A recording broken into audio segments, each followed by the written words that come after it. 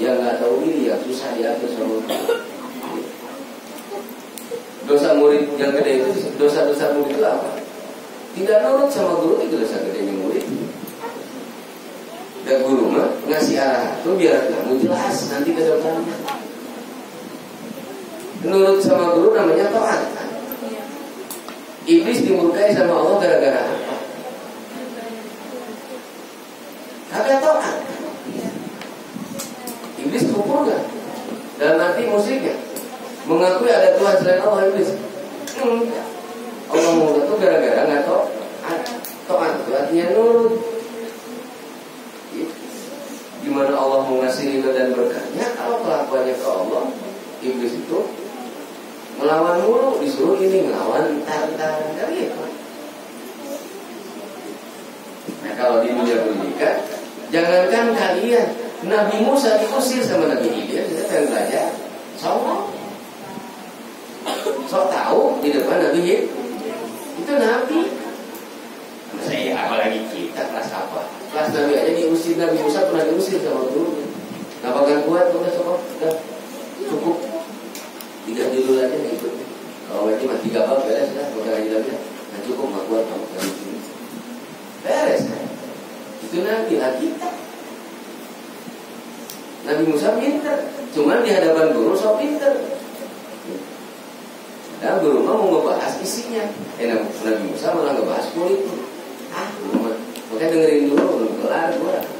Kayaknya kan Nabi Musa tadi dia berburu ke Nabi Khidir.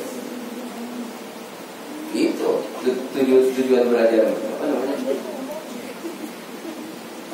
Di antara rumus adab dari situ ada.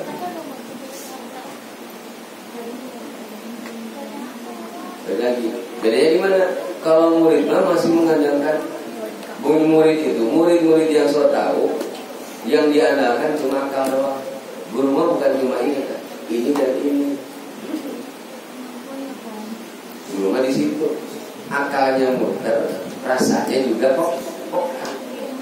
Kenapa? Sampai bawah kamu kalau umur segini masih ada berubah, nanti bisa. Ngomong begitu udah dialami, guru udah tahu karakter para apa? Anak-anak yang di dunia pendidikan yang nggak fokus dengan tujuan belajar tadi, mana bisa berhasil?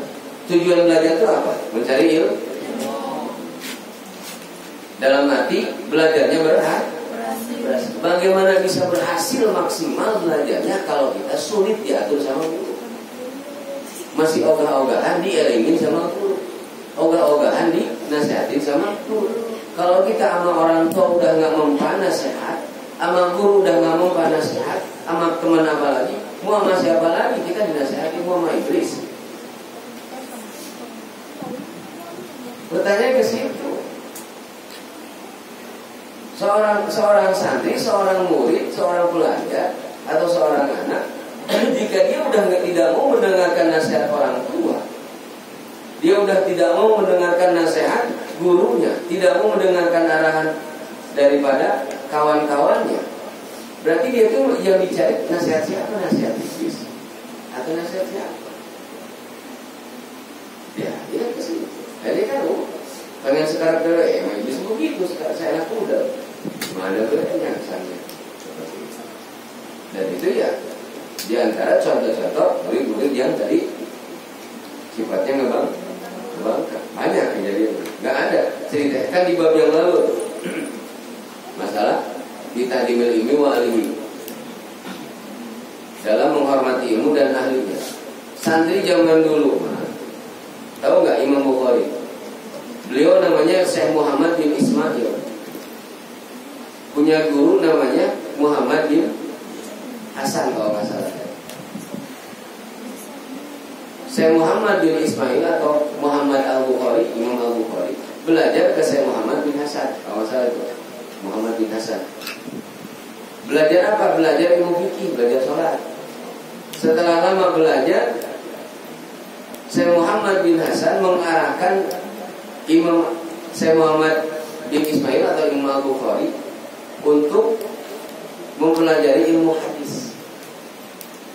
Imam Al-Bukhari ini nurut, benar nggak? Seorang murid belajarnya ngikutin arahan dari guru, pilihan ilmunya, nurut. Karena nurutnya ke arahan guru. Kenapa nurut? Guru tahu potensi kamu, guru tahu watak kamu, dan guru bisa mencarikan ilmu yang pas buat potensi dan ilmu yang pas dengan kecerdasan kamu dan apalagi dan watak kamu. Akhirnya dipilihlah ilmu hadis. Syekh Muhammad bin Ismail atau Imam Al-Bukhari disuruh belajar ilmu hadis. Akhirnya apa? Berhasil kan? Menjadi rujukan para ulama-ulama hadis sampai sekarang. Nah, santri zaman dulu, belajarnya banyak yang berhasil karena nurut terhadap arahan guru. Tapi sampai sekarang, murid sekarang banyak yang nggak berhasil belajarnya ketimbang yang berhasil. Kenapa? Karena nggak ngikutin apa arahan dari guru. Boleh kamu buktikan di lapangan, lihat di dunia nyata, lihat murid-murid teman kamu di sekolah yang lawan sama guru, yang kemudian sama guru, beres sekolah lihatin, perhatiin aja. Tapi murid-murid yang di sekolahnya ke gurunya bagus, lihat nanti. Walaupun bukan orang biasa-biasa aja, bukan orang biasa, tapi benar-benar taklim gurunya ya, perkembangan juga. Dan itu nyata.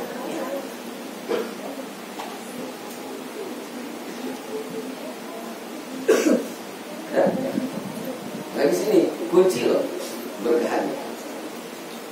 Nurut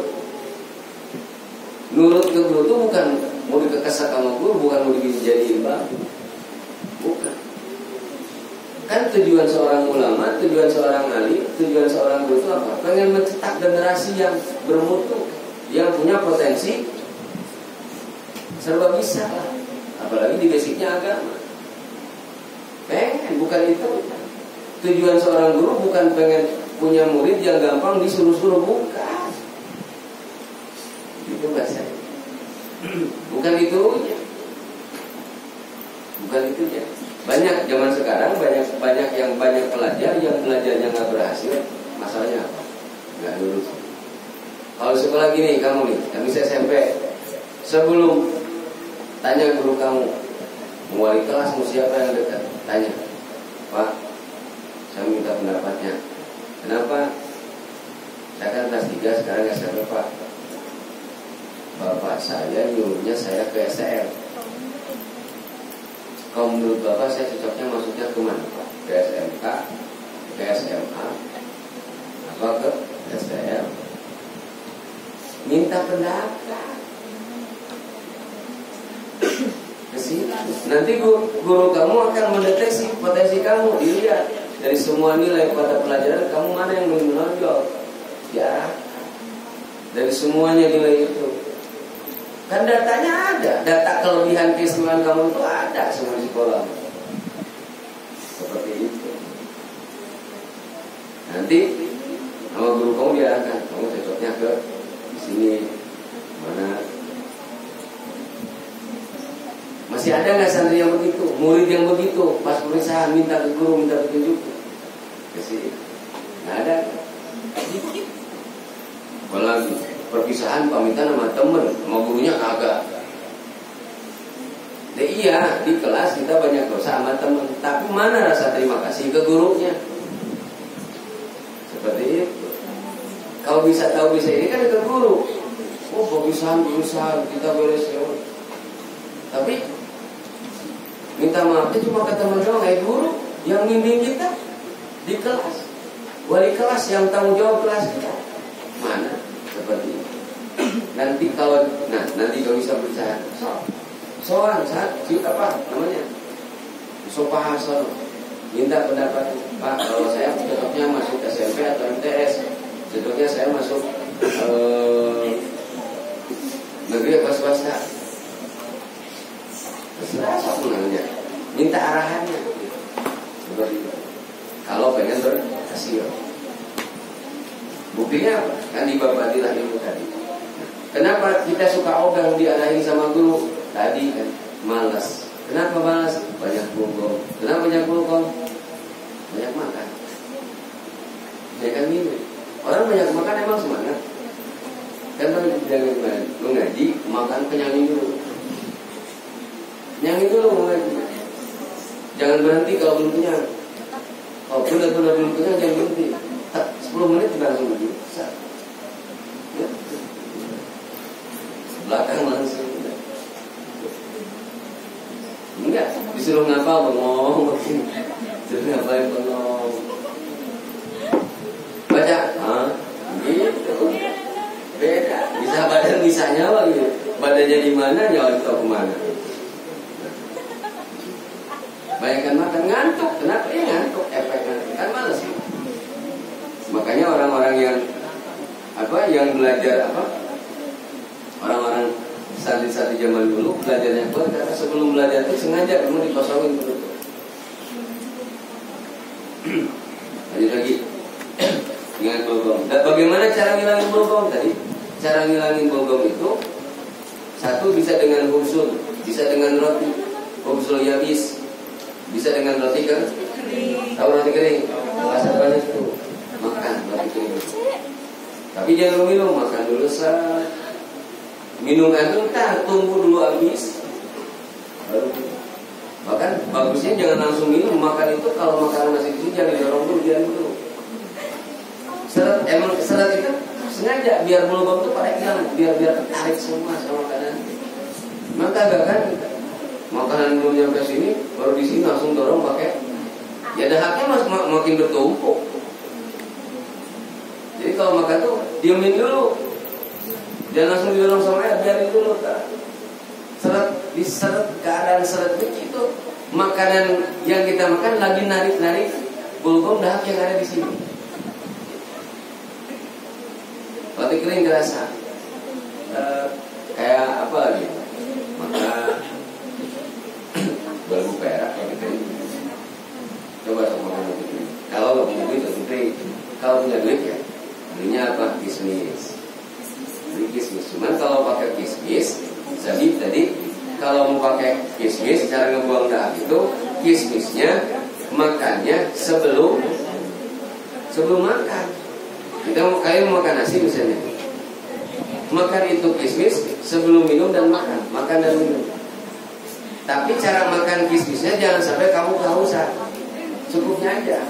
Makan kismis langsung udah makan nasi, rauk, sama aja, sebab satu-satu taruh berapa menit baru sebelum makan.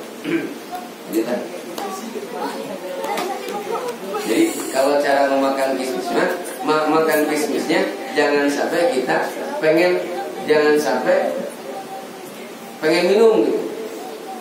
Jaga kalau kita makan kismis terus langsung pengen berarti kebanyakan tuh. Takarannya diatur secukupnya makannya.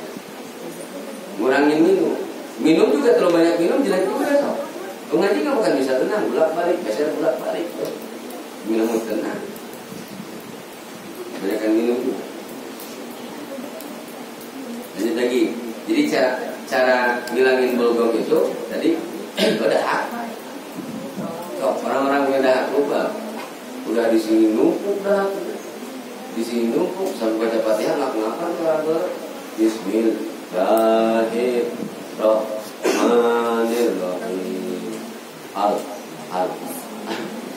Itu sudah balik. Karena ngap-ngapan kasihan. Itu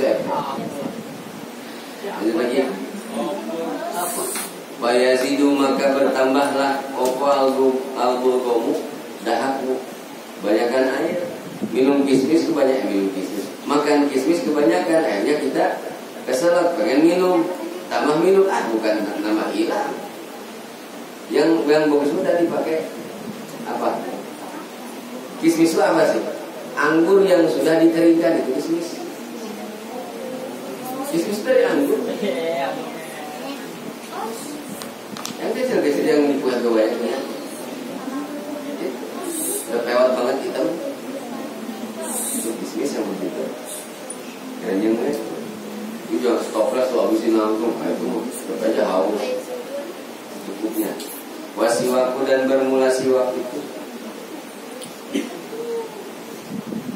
siwaku dan bermula siwak, yuqallilul bulgoma, itu akan membersihkan, akan menyedikitkan dahak siwak. Kalau bahasa sekarang mah siwak itu siwaku dan bermula membersihkan gigi, ikat gigi. Siwak sunnah Rasul, iya kalau ada ya silahkan. Jadi siwak, siwak, fungsi siwak apa? Taharatul lil fami, bersihin mulut. Siwak gigi itu yuqallilul bulgoma, akan menyedikitkan bulgom dahak, memutus atau menyedikitkan dahak siwak. Wa yazibu fil hibdi, tuh manfaat siwak.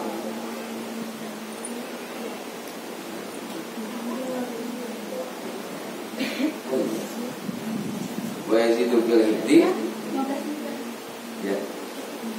Wa yazidu fil hibdi, dan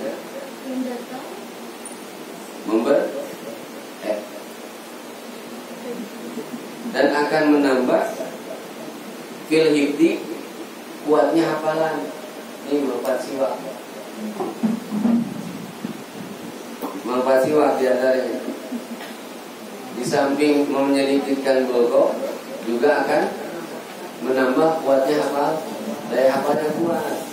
Beli sana, bisa dipisah. Terus wal fasohat, dan fasihat ngomong, fasih ngomongnya.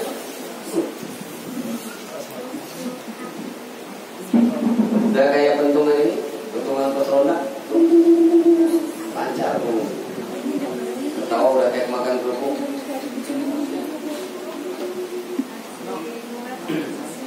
Manfaat siwak tadi, memutuskan bulgom.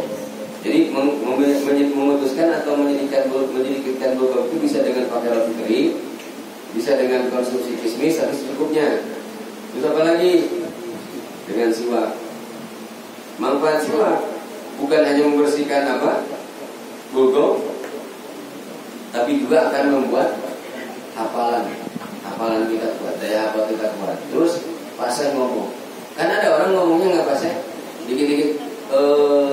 Jadi begini ya, waktu itu jadi ya begitu ya. Lagi di namanya brandnya apa? Profesor, tapi ngomongnya al. Kalau mau dari kampung, sekolah nggak tinggi tapi ngomongnya jelas. Bilangin satu hadis, udah kayak makan kerupuk, kenyang banget. Bilangin satu hadis, nggak ada. Bisa bilangin al. Asal ngomong tuh sok, mau belajar siwak, pakai. Fa'innahu sunnatun saniyatun. Fa'innahu, maka sesungguhnya bersiwak itu sunnatun adalah sunnah saniyatun yang sangat mulia, sunnah Rasul yang sangat mulia. Yazidu, yang akan menambah bisawabi sholati, di dalam pahala sholat. Kalau kita bersiwak, kalau kita mau sholat pakai siwak dulu, maka nilai sholatnya ditambahin lagi, pahala sholatnya akan bertambah. Baca Quran pakai siwak, bersiwak dulu. Mau baca Quran bersiwak dulu, mau sholat bersiwak dulu.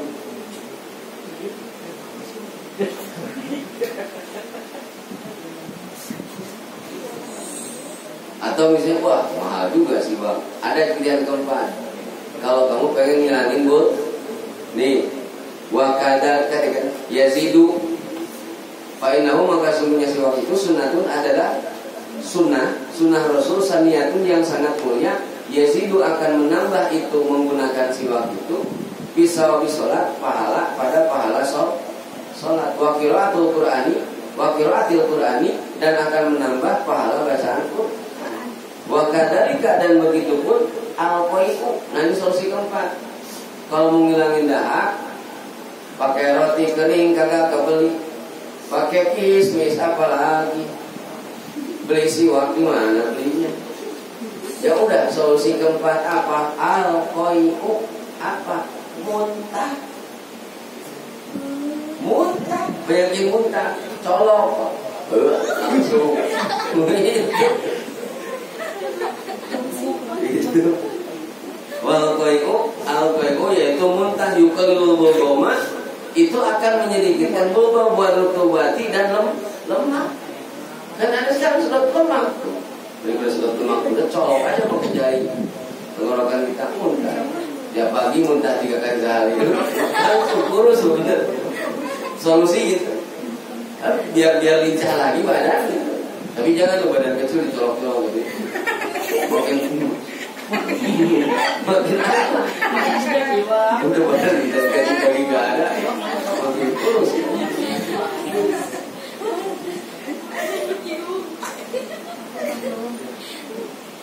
Al-Qai'u yukalul bulgoma warutubat. Muntah itu akan menyedikitkan bogom dan menyedikitkan lemak tubuh, mengurangi bogom dan lemak tubuh. Sadaqallahu alaihi wasallam. Wa tariqat